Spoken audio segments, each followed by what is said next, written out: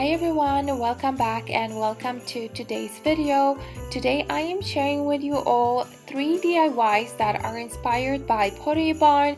So I'm starting off by making a garland out of these Christmas ornaments. They are plastic, so I just asked my husband to drill a hole on the other side so I can loop my jute rope through it. So I'm starting off by painting it, and I'm going to be using 2 coats of this paint, very neutral, and I am just going to be dabbing it so it can kind of give like a nicer effect, and you don't have to be very neat with it. Even if a little bit shines through, that is what is giving it that unique style. And my ornaments, as you can see, have a little bit of like texture to it. I don't mind, but if you want something to look a little bit more smooth, all you would do is just get those plastic clear ornaments from like a dollar store, and those will give you a little bit of a smoother finish.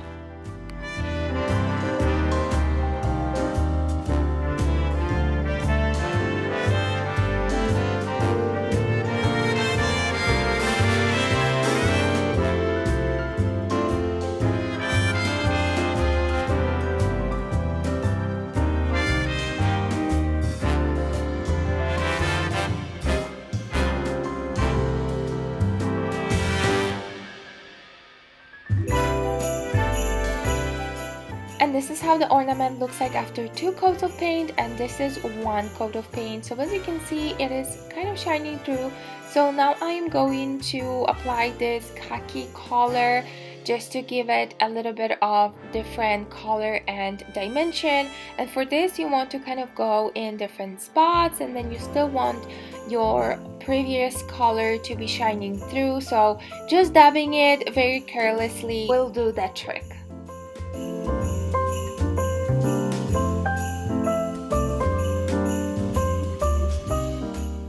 You could also add a little bit of gold if you would like to make them more festive. I decided to keep them neutral because I am able to keep these even after Christmas. So I am excited for that, and I just decided to leave it with that neutral color. So now you want to grab your jute rope. I am using this longer pin that I found at Michael's, and this one was the longest one I could find. It was not the easiest to put the rope through, but I was able to make it. I wish it was a little bit longer, but it still worked, so that was okay. I'm just going to loop through all of the Christmas ornaments, and then we will go ahead and start tying the ends to make these cute little knots, so it looks very similar to Pottery Barn.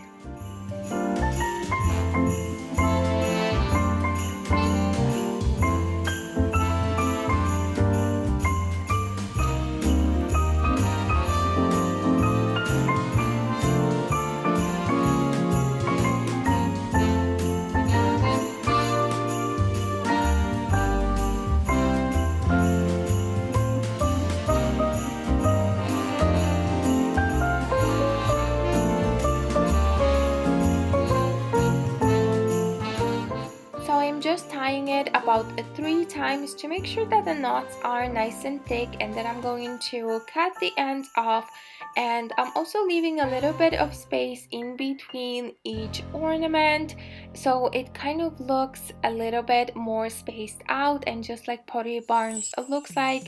And the nice thing is that you can still move them around even after you tie the knot because of the jute rope. So it's very easy. If you feel like they're just too close to each other, then just go ahead and move them around.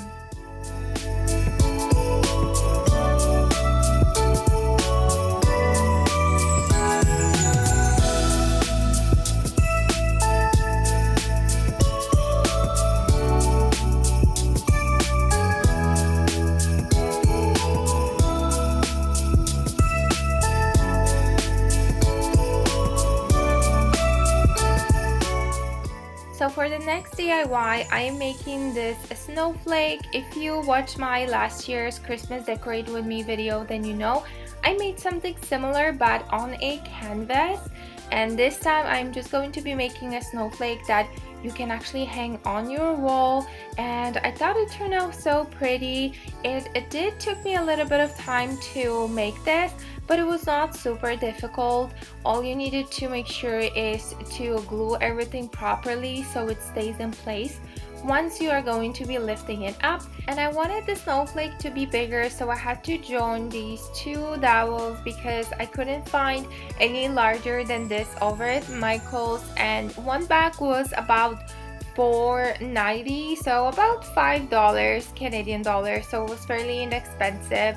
So right now I'm just going to glue everything together and try to make a picture out of this so it looks like a snowflake.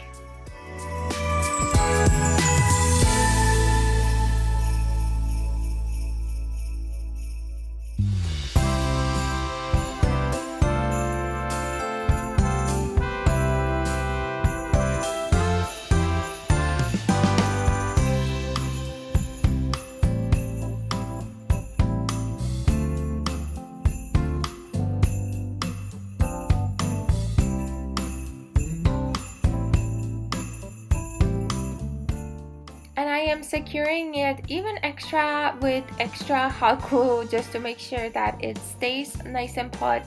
And right now I'm just going to measure out some more pieces that need to go in the middle of the snowflake, and I'm just marking the spot so I can cut some more pieces. And then as you can see, this is how it looks like after it nicely dry. And just make sure that your hot glue is completely set before you start moving it. And now after I cut all the little pieces, I'm just going to make a picture again, so it's just much easier to follow it after when you are hot gluing everything.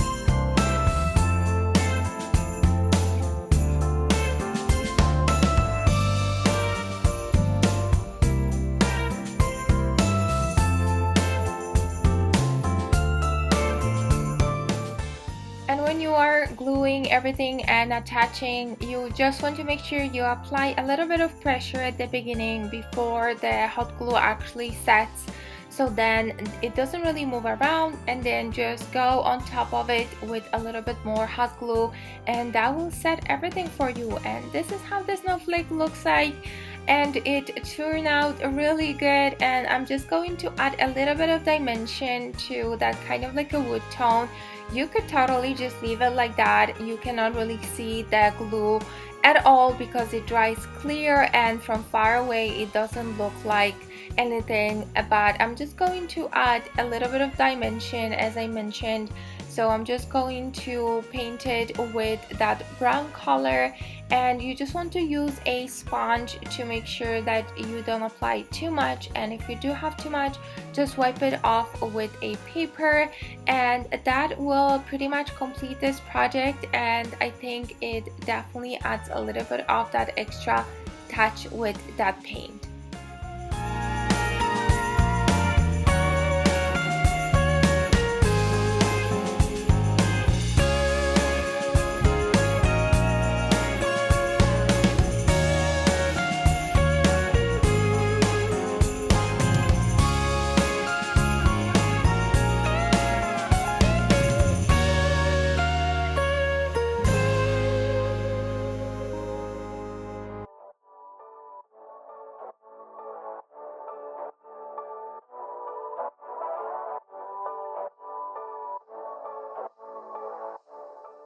And this last project is a little tree that I cut out of these wooden pieces that you can buy from the dollar store. They are like a craft wood or something like that. And as you can see, it was so easy to make this. All you needed was to cut out a shape of a tree, and I've been seeing these type of trees everywhere. Crate and Barrel, Pottery Barn, and I wanted to recreate something like this. So once I hot glue everything, then I went ahead and applied this paint. I just mix it with a little bit of water so it's more runny, so I can give it that kind of like a whitewash look but with a little bit of paint. And for this you want to use the brush because you do want to have that kind of streaky look from the brush. And don't cover everything, have a little bit of that wood to be see-through. And that is everything for today's video. I hope you guys enjoyed watching it, and I will talk to you all in my next video.